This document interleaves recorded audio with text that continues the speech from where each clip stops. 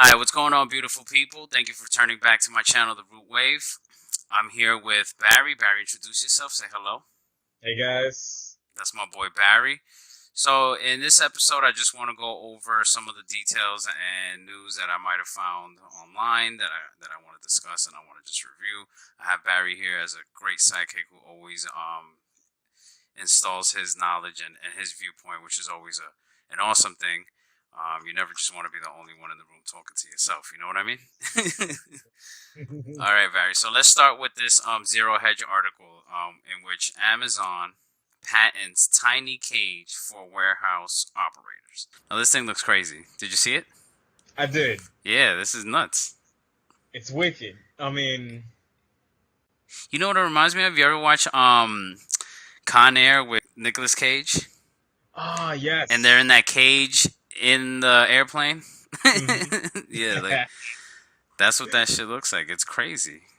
So they I got mean, granted this patent, right? I guess in 2016. It says depict a cage-like enclosure surrounding a small office space and was described by researchers last Friday as an extraordinary illustration of worker alienation, a stark moment in the relation between humans and machines. This is crazy. crazy stuff indeed. I mean, the talks of always integrating machine and human have always been around, and it's in futuristic ideas. It's in our superhero movies. It's in our fantasy games. It's in everything, right? But how safe is that? Machines move and they operate, and there's nothing stopping them unless we push that button to stop, right? Unless we program it to stop. Yeah, I mean, this looks this. I'm looking at this image here, and I'm gonna have a screen, and I'm also gonna have the link below. But um, I don't know. It looks weird. It doesn't even look like it's going to move much, and I still don't get like. I guess you're in the cage to protect yourself, right? Yeah, with some kind of vest, I believe. Yeah, but it looks kind of like, yo, imagine being caged in there from like 9 to lunch, and then again from lunch till quitting time. Like it's just I don't know. It's just weird. I mean, I don't know. I'm not sure what they're gonna use it for, but it was interesting to see. It's very like, all right, like where are they going with this? I definitely recommend checking out the article. Um, but I just like even right here, this tweet from the Seattle Times about this article. I mean, about this patent. Hmm. The thing says Amazon has a patent for caging humans in robot work zone. That just sounds like politically incorrect by saying that they're caging humans. Right. Yeah, Just so that term itself. yeah, this is crazy. But I mean, I would assume, like I said, it's for safety, but I just still feel like that looks very primitive and medieval times torture chamber type of shit. Like, it's weird. But yeah, I mean, let's see how they use it. I don't know. To me, that can't be conducive to your mental work environment. You know what Right. I mean? Just being in that cage with things just flying on around you, and yeah, like Yeah, you that's know, crazy. all of a sudden, a robotic hand goes whizzing by at like Yeah. 100 miles an hour. Oh, right, right. That's so they're protecting you. That's crazy. All right, so let's move on to the next one, which is this Dallas officer charged for killing her neighbor in his apartment. Go ahead, you first. I mean, I'm gonna say it. First of all, how do you walk into the wrong apartment? Right. How does Yeah, but how that's does the that shit. even But happen? that's the shit. You brought up a good point right now because when my family used to live in Long Island, and I'm talking about like pre MS-13 Long Island. Mhm. I'm talking about like when it was still like mad white Irish Italian and like heavy, right before the Spanish people started coming in. But Right. and all the the minorities started coming in. But even down south when I went to go visit, like people always got their door open. You know what I mean? They don't lock their doors. It's not like in NYC where you like got four locks. You know what I mean? Like so that's crazy because what did she think that she was walking into like her unlocked home? Like, Right. go I ahead. mean, I'm sorry. you know, you maybe she does leave her door unlocked, and maybe that's how it is in I guess in her neighborhood. Mm-hmm. But if she didn't, I mean, whatever the detail may be, if she didn't, I mean, you know, you locked your door when you left. So walking into another apartment and with the door Oh, so open, she was like, "Oh shit, the you know, doors." Oh, clack, clack, clack.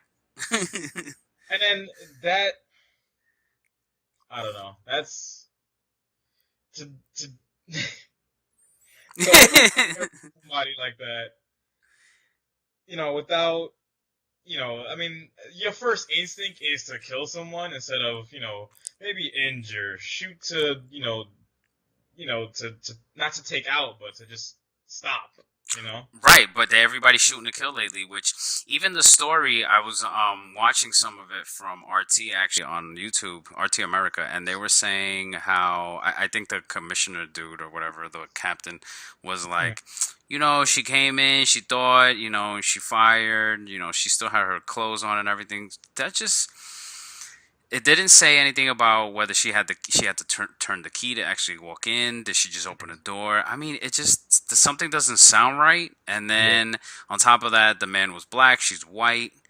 Um, yeah, I don't. Big issue right there, and it's It's a just a mess. lot of yeah. Something's just fishy, and I just like I said, even no matter what, like I don't know. You know how the cops sometimes be covering for each other, so I have no clue what's going on here. But Yeah. this is crazy. One thing I will say is that you still being in uniform, you still got to still have that. I feel like you still need that police professionalism. So it's like, be a police officer at that time. You're still in uniform, and you have a loaded gun, holstered. Be a police officer, not just somebody who's, supposedly defending their apartment. Right. Yeah, it's a little crazy. All right, well, I don't know. This is just a little nuts, but let's move on to the next one. The next one is another Zero Hedge article. It says New York City transforms into a retail wasteland. Basically, the article is saying that there is a lot of what seems to be more than usual um, open commercial spaces throughout New York City, which I have to agree. I do see a lot roaming the streets of like either businesses that were there and all of a sudden they're not. I'm talking about businesses that I've seen that are successful. Like there's restaurants that I go back to and then I realize like, yo, they ain't here no more. Like I'm like, yo, we're gonna go on a date, we're gonna show up, and then yo, they ain't there no more. And you're like, why? They were doing so well. A lot of vacant storefronts, but I think what this shows is how much number one online has like swept the commercial spaces because a lot of these spaces sometimes even though they may not all be restaurants, some of them are like clothing stores or accessory, but basically there's no foot traffic into these stores, which I'm guessing they can't afford the rent. Everything you could pretty much do online except eat, but even that, online you can order food and shit, so at some Right, point you may even have just restaurants with nowhere to sit, just you're right. just No, ordering shit all the time, sort of like the Fifth Element. You ever seen that shit when from his window, like yo, that shit is fire. ramen noodles right from the window, Yo, just. for real. But anyway, yeah. So I think it's also another sign of what I'm always interested in, which is the economy. I mean, who has money to pay that much high rent? I mean, we have the highest rents nationwide, and Yes. we have the highest housing prices nationwide. And I'm talking about not only New York City, but just nationwide overall. We're at the highest peak of the market, so everything is super expensive, including rents, right? So if a dude is buying a building at the highest peak right now, let's say he's buying a building at 13 million, your rent's going to be pretty high compared to if that was like at its all-time low at like 7 million, Right. right? So it's just crazy. I mean, your thoughts on this? It. I mean, technology has come a long way, right? And in its greatest use, we can do amazing things. And then we have things like this as sometimes an outcome. Um, like you said, everything you could, like you said, you could do everything online except eat, right? And that's still almost like Mm-hmm. the truth now as well, damn near. And a lot of restaurants, like you said, a lot of mom and pop stores, Yeah. and those stores sometimes make up these districts, and they make these districts what they are, Right. and they keep that historical element for these districts. Mm-hmm. And I feel like in city planning, I feel like it's something that needs to be maintained, especially if you want a, a very diverse, cultured city like New York, right? You need that. You gotta have those kind of stores around. Hmm. And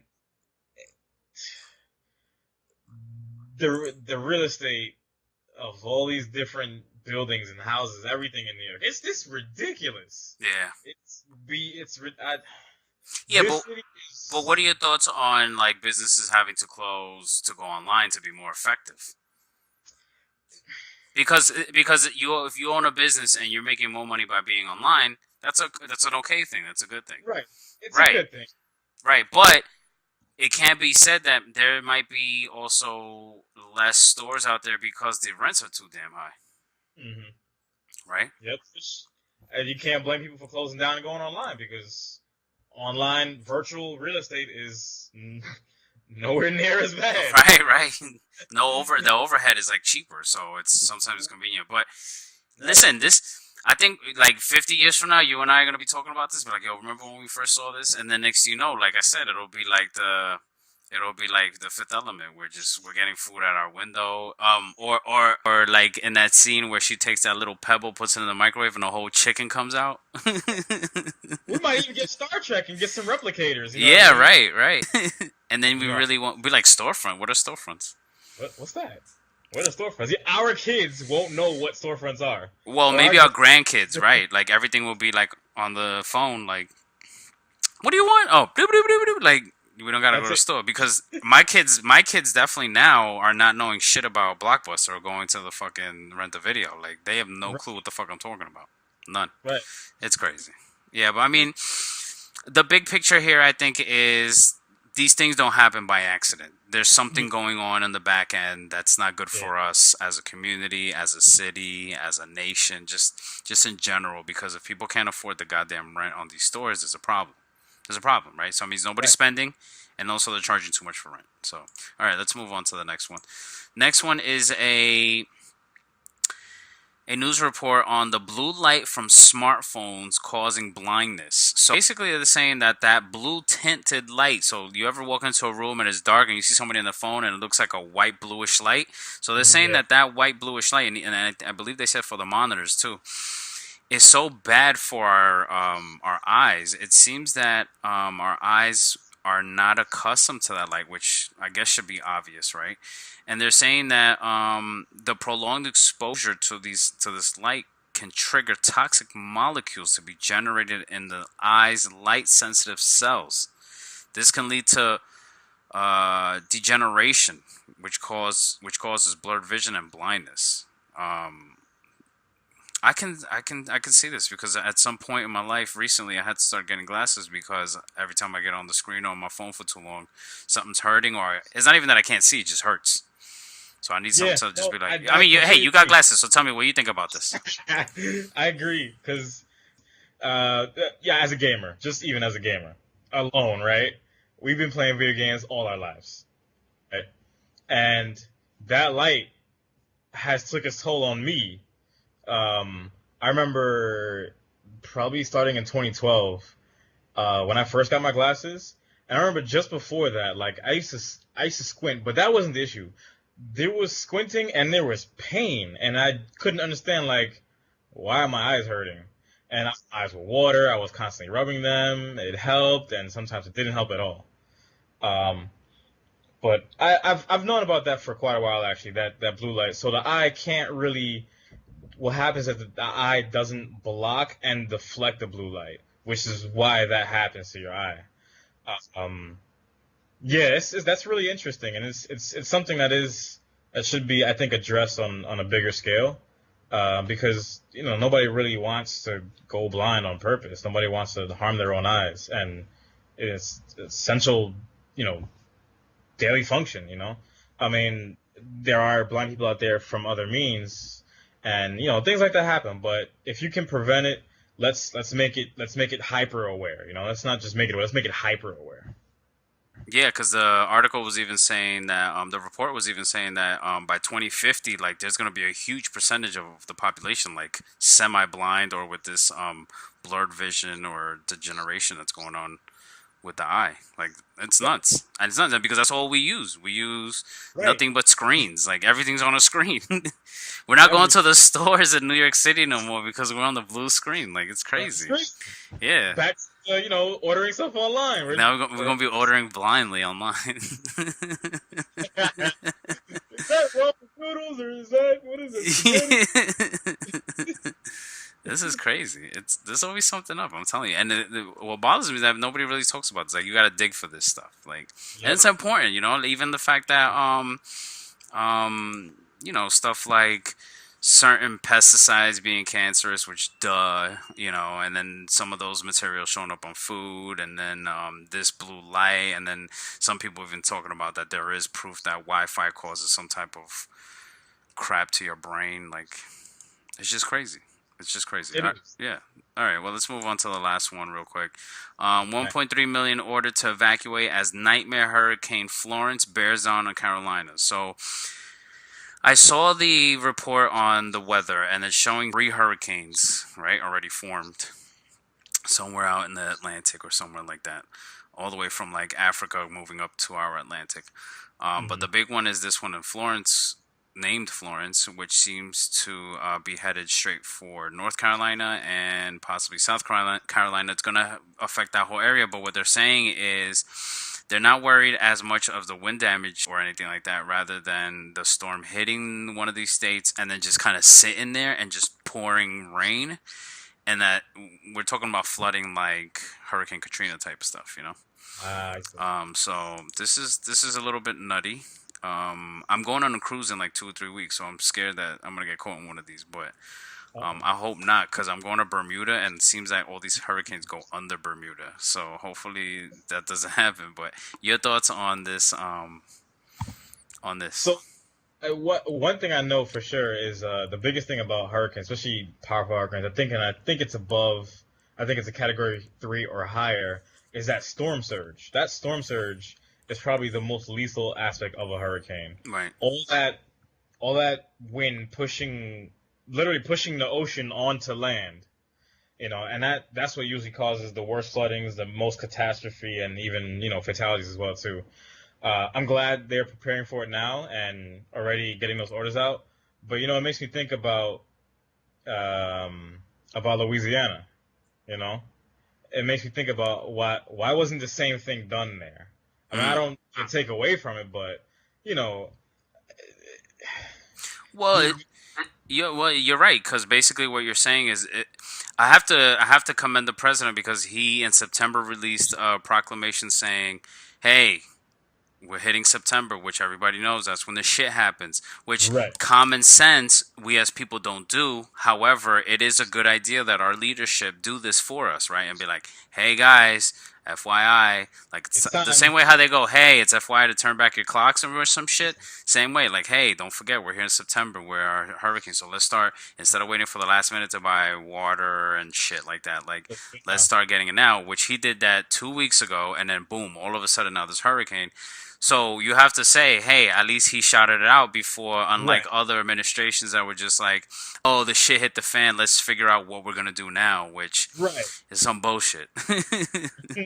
Yeah, Very yeah, much so. yeah. But So, hopefully people, if anybody's watching this in that area, is like gonna take care of business and make sure they're all right.